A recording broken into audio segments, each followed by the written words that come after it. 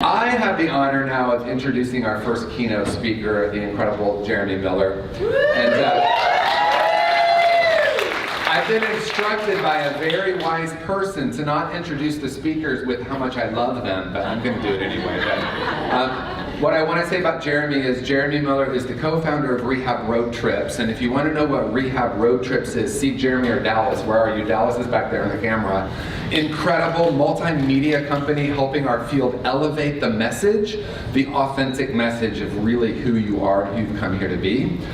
Jeremy is also someone who was with me as my chief marketing officer, but way more than that, because he quit his full-time job and started working for Conscious Recovery. Are you ready? Drum roll, February of 2020.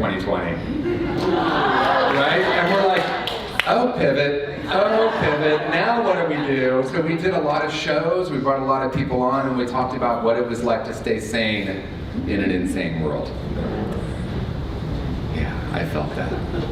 So now I know Temple, I'm just going to do it, because I do also love Jeremy very much, and his message is profound. He's an incredible coach, he's an incredible counselor.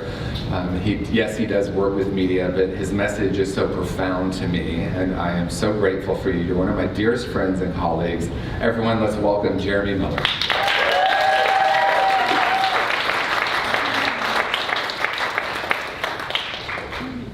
Check, check, check, check, check, check, check. Everybody hear me? Oh yeah. I'm usually that guy. So this, I'm gonna just name it because this is the Emergence of Authenticity. I'm nervous. Yeah. Okay, so the first thing we're gonna do is everybody stand up. Yeah, this is mostly for me, but I'm gonna bring you with me, okay?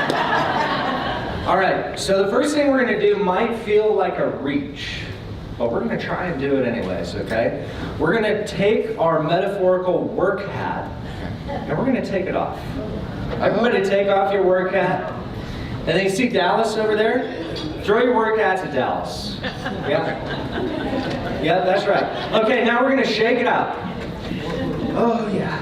We're not at work, we're just hanging out. Deep breath. One more. Okay, now look to the person to the right of you or to your left. Give them either a high five or, my personal favorite, a hug. Let's get some hugs. Perfect.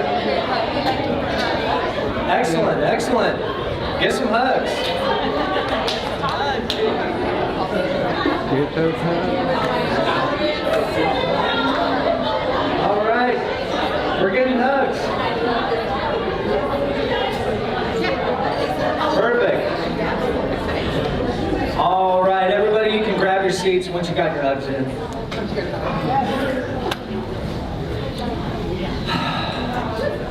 I'd like to take you guys on a journey with me today, and to journey where we are going, I wanted to do it as human beings.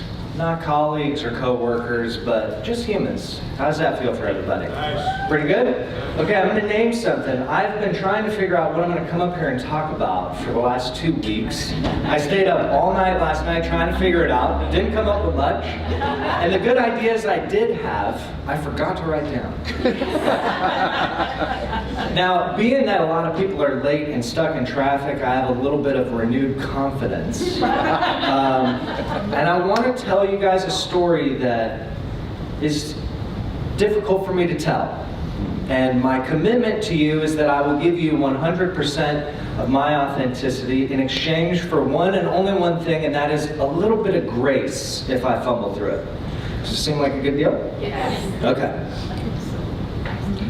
I was trying to figure out what to talk about, and I realized that I've been stuck on something with my therapist for like 6 months. So 6 months ago, my therapist, her and I were doing some family work, talking about all this stuff in my childhood, right? And she gave me a prompt, and that prompt has been rattling around up here ever since. This is 6 months, okay? And from that prompt, I've done a lot of writing, I've done a couple podcast episodes, because it's a very big prompt. And the prompt was, Jeremy, tell me the first time you felt unconditional love from your mother. right? So I started digging, and I realized that the moment was very specific. I was in the car with my mom, and I had just become aware of her mortality. I think we all at some point kind of recognized, like, oh shit, like, they're not gonna be around forever. And I started to panic, an actual panic attack. And the thought that kept rattling around was that we're not gonna have enough time. And the bummer about that is that there's nothing really I could do to change it. And I was so spun and so panicked. In my mind, no one on planet Earth could make me feel better. I've got kind of a lone wolf thing where I'm the only one that can help me. Sound familiar to anybody? So my mom did something incredible. She put her hands on my arm and she looked me straight in the eyes and she said, Jeremy, don't worry. Everything's gonna be okay. We have all the time in the world and I don't want to spend it worrying. Boom. In an instant, it was gone. I believed her. I felt like she was telling me the truth and that all this panic and concern and fear and anxiety just left in an instant. And that was the first time that I felt a mother's love. The kicker, the twist, is that I met her the day before for the first time in my life. Being adopted is kind of a trip, and only share this if you feel comfortable, but are there any other adoptees in the house, or is it just me?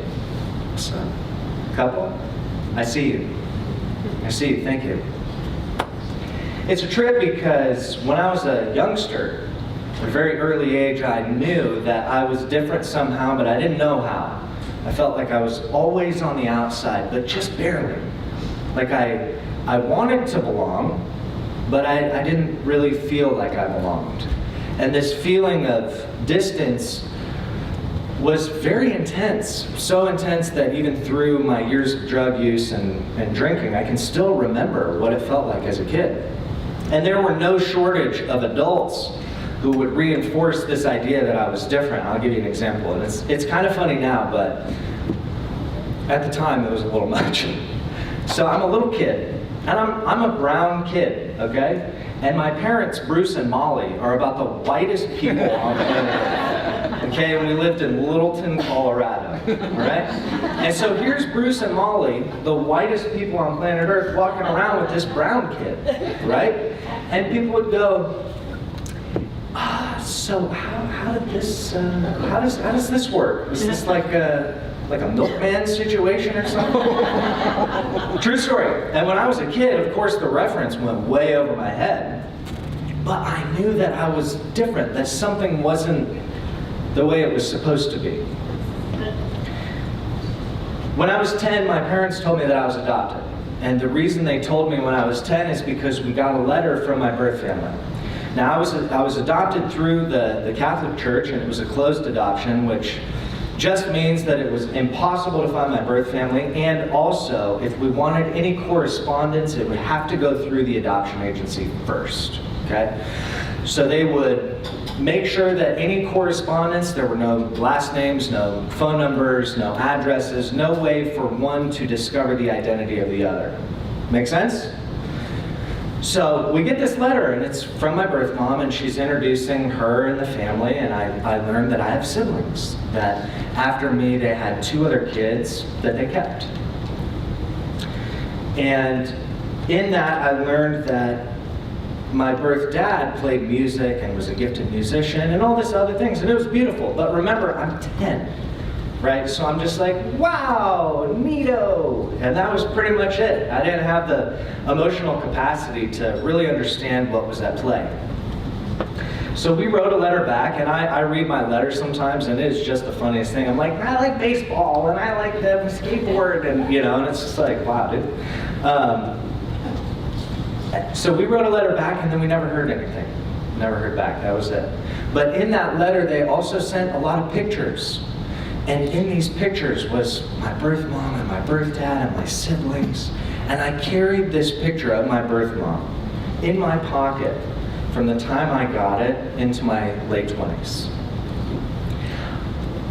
As I got older and got into high school, I discovered alcohol and drugs, and I'm not going to go into my addiction story because you've heard it all a million times. But when I drank and did drugs, I didn't feel like I was on the outside. I felt like I was part of, like I belonged, like I was home. So naturally, it served me very well to drink and use drugs until, of course, it didn't. And the pinnacle of my addiction was in 2008.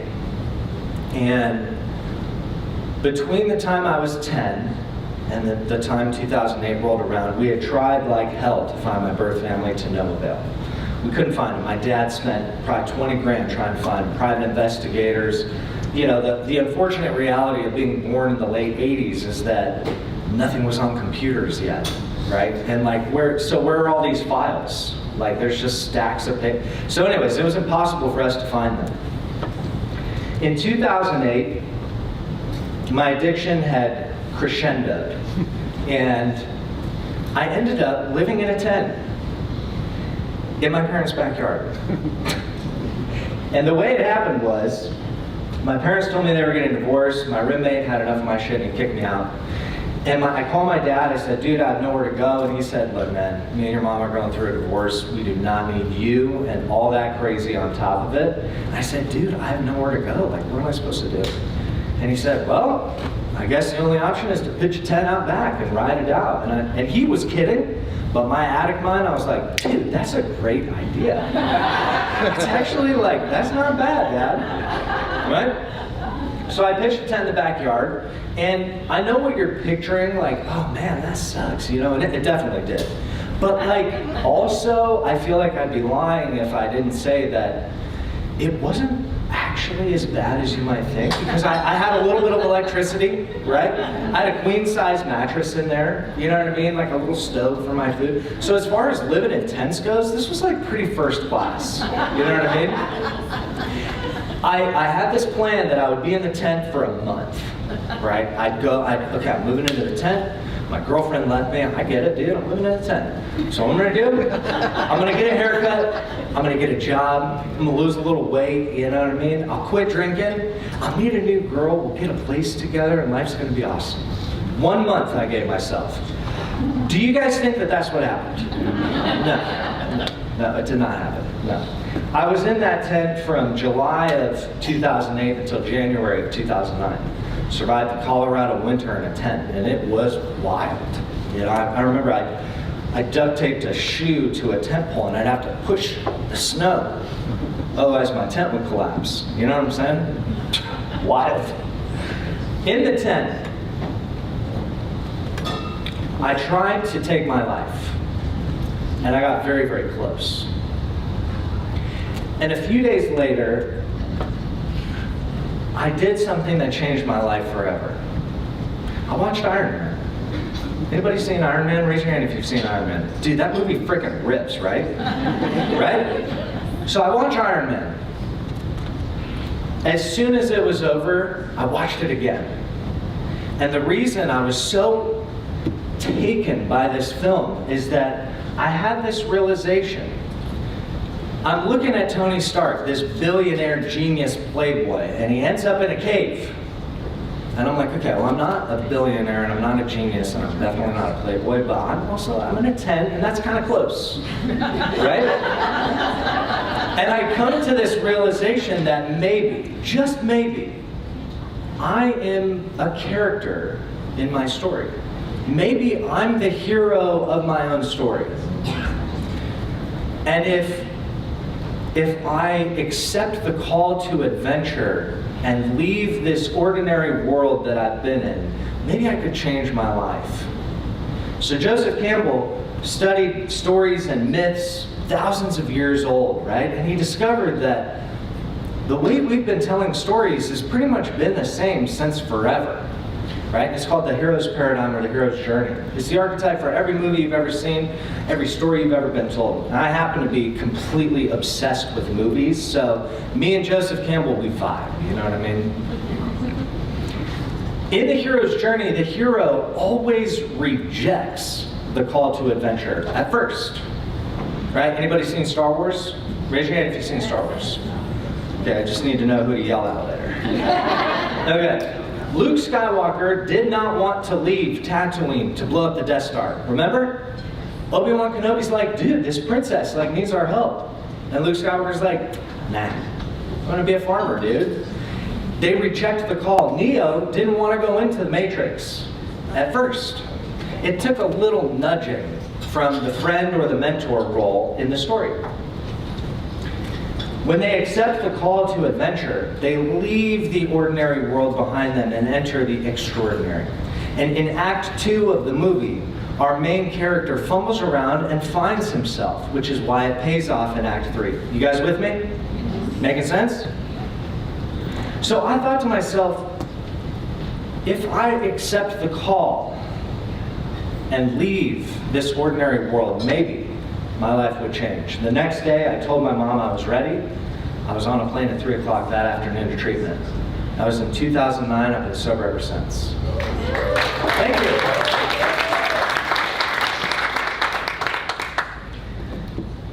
In 2019, I'm 10 years sober, right? And I'd asked myself over the years, I wonder what I could do to find my birth family. I had tried just about everything you could imagine. I even, at the treatment center I worked at, the IT guys were a bunch of hackers. You know, like when they were doing drugs, they were straight up hackers, right? And I told them about my birth family, like I don't have last names, I don't know where they live, I don't know anything, and they're like, oh dude, we'll find them. Oh, we're gonna find them, dude. I could hack into Google right now, I could find your mom. And they couldn't. In 2019, I was getting coffee with a friend of mine, excuse me. I'm getting coffee, and her and I are talking about generational trauma. Naturally, the fact that I was adopted came up, and she said, Jeremy, I think you should try and find your family. I said, dude, I've tried everything. There's absolutely zero chance I'll find them. She said, yeah, no, I get that, but I think you should try anyway. Now, she's one of my more woo-woo friends. You know, she's got the crystals and the spiritual stuff, and like, don't get me wrong, dude, I love that stuff. And she seemed very certain that I should try again. To be honest, I didn't like trying. I tried a lot, and it always just bummed me out, you know what I mean? But she seemed serious, so I tried. I took out the letter, and I put it on my coffee table. I put all the pictures like this, and I just paced. And I tried not to think. I tried to just feel. In the letter, my birth mom told me that my baby brother Nova had muscular dystrophy. Anybody familiar with it? Long story short, dude, it sucks. But I'd never really considered that as a clue or a breadcrumb before. So I started Googling muscular dystrophy, dude. Ugh, mega huge bummer, for the record. But in that, I learned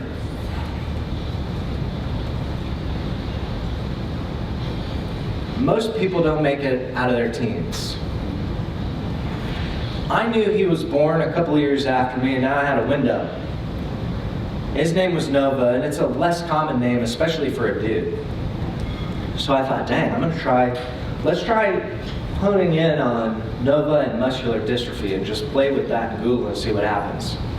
I'm 10 pages deep, and you know, page 10 results, dude. It gets weird down there. Right? I'm on page 10, and there was a link. I click it, and it's his obituary. My heart fumbled its way down into my stomach.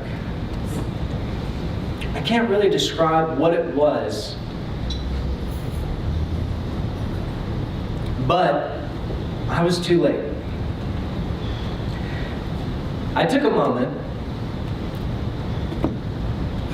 and then I kept reading. And in that obituary was the first and last name of my entire family. Oh shit, this is the farthest we've come. So then I start Googling their names, and I'm gonna leave them out for, you know, I know none of y'all are creepy, but we have a tendency to Google stuff. You know? For their sake, I'm gonna leave their names out, but I start Googling names. Their names are very common, unfortunately. So it's like, kind of a needle in a haystack, but at least I had the name. In the letter, they said they lived in Missouri, but I thought to myself, well, divorce rates are pretty high. What if they got divorced and, one of them moved back to Denver where I was born? So I start putting in Facebook, their name plus Denver, fumbling around, seeing what I can find. I'm scrolling. My sister, I'm looking for my birth sister at this point, and her name is super common too. I'm literally going like this on my phone and just letting it fly, right? My roommate at the time asked me if I wanted a grilled cheese, and I'll never forget it because what I'm about to tell you sounds made up. But on my life, this is how it went. My roommate Michael said, hey, you want a grilled cheese? I look over and I say, yeah. I look back and my finger was on my birth sister's profile. I know this because when I clicked it, there were Star Wars memes. She had Quentin Tarantino banners. And I said, holy shit. This is the first time, mind you, that I've ever looked like someone before. I grew up not resembling any of my family. You know how weird that is? People look at you just kind of like trying to do the math, but people never once did I get, oh, you look like your mom. It doesn't seem like much, but it's a lot. I find my sister, start looking in her about section, boom, I find my birth dad. But the one I was really after was my birth mom. She was the one I needed to know. She's the one whose picture I had on me for 10 plus years that I would look at and wonder about every day. What's she like? What's her laugh like? I wonder what it's like to be her son. I wonder what her hugs feel like. These are the questions I would ask myself looking at this picture. And then I found her profile too. So I panic and I freak out. And I'm like, oh my God, what do I do? So I write him a message. And it's long, because I'm wordy already. And it's like, what do you say? Like, hey, what up? I'm your kid. You want to hang out? I worded it very, very well. And their response, you want to hear what they said? Is that interesting? Yes. What did they say? I'm going to read it, Temple. I love Temple. This is from my birth dad. Jeremy, oh my God. I have searched for you for so many years. We have so much to talk about, and I am overjoyed to hear from you. I'm on the phone with your birth mom. We are crying our eyes out. I can't even explain with words how we feel right now. It's like the sun just came out after 30 plus years. My birth mom wrote me.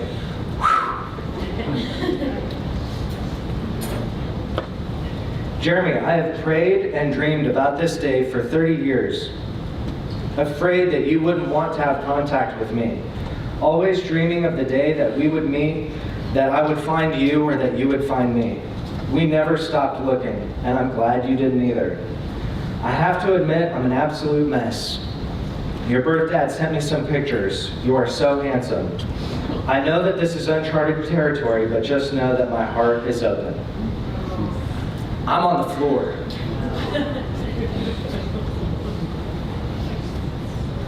Two months later, I met him.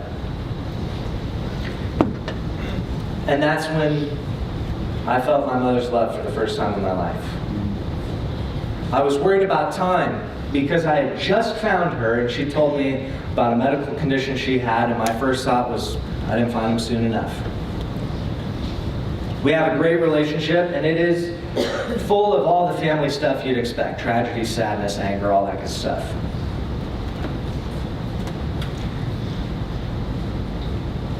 You might be wondering why I'm telling you this story.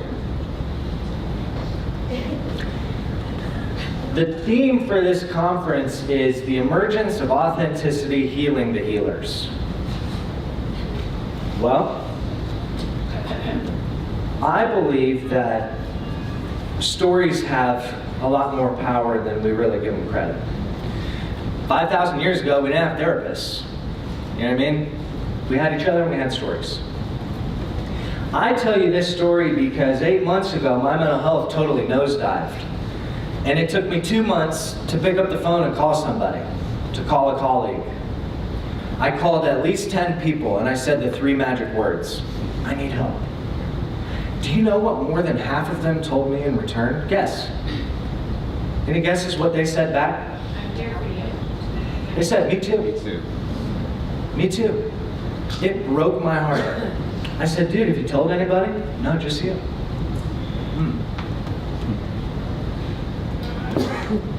I tell you this story that I genuinely do not enjoy telling about my family. I tell it to you because I want you to see me. That's not something that I do. I don't let people in. I don't let people see me. I'm hiding behind my humor, behind my smarts, behind my camera, you know? But answer me this, true or false? When you see me in this story, you also see some of you. True or false? True. When you see me, I see you. That's healing the healers. It took 2 months for me to tell people who do this for a living that I need help. If it were a client, piece of cake. But why isn't it like that for us? It's because we have these ideas that we have to be something other than we are. And I tell you this story to show you that I am just this. I'm terrified up here right now. Me and my friend Anxiety are hitting the ceiling. But the more I let you see me, the more that you see you. And that's how we heal. We don't heal healers, we heal ourselves. Right? And the way we do that is sharing authentically. What I go to conferences, okay, everybody's been to West Coast? Okay. 8 million times people ask me, who are you with? What do you do? What would happen if instead we say, who are you really? Probably be better conversations. We all ask those questions. We don't give a shit, dude. You know what I mean? All we know is we have 100 business cards we got to put in Salesforce. Right? So what would happen? What would it create if we started to approach it just a little different?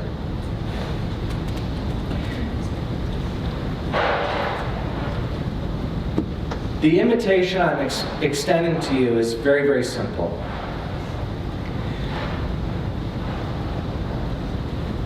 We're on this path and it's not easy. But luckily, we're surrounded literally by people that serve as our friend and as our mentors. Friends and mentors. They usher us along the hero's journey that each and every one of us is on. Without them, we could not do it. We couldn't accept the call to adventure. We couldn't leave the ordinary world and enter the extraordinary if we were alone. And that's the point. Is that acknowledging that A, we are the hero, each and every one of us, and B, we are surrounded by friends and mentors that serve to usher us through if we let them. And that is how we reach our full potential and redemption in the third act. And the beauty of the 3 acts is that they cycle over and over again. And one act may be super long and the others may not. You guys seen The Godfather? Dude, the first hour and 20 minutes of that movie is a freaking wedding, right? This is the best film ever made. You see what I'm saying? It doesn't matter how long or short the acts are. All that matters is that we hold the deepest truth there is, that we are the heroes of our story. We have surrounded ourselves with friends and mentors that see to it that we follow our hero's journey if we let them. And the invitation I extend, if I could leave only one thing, it would be this: that when it feels impossible, when it feels like we're at an all-time low, like we're all alone, like we can't do it, like the world is pushing against us with everything it's got, the reminder is that maybe, just maybe, is still Act 1. Thank you.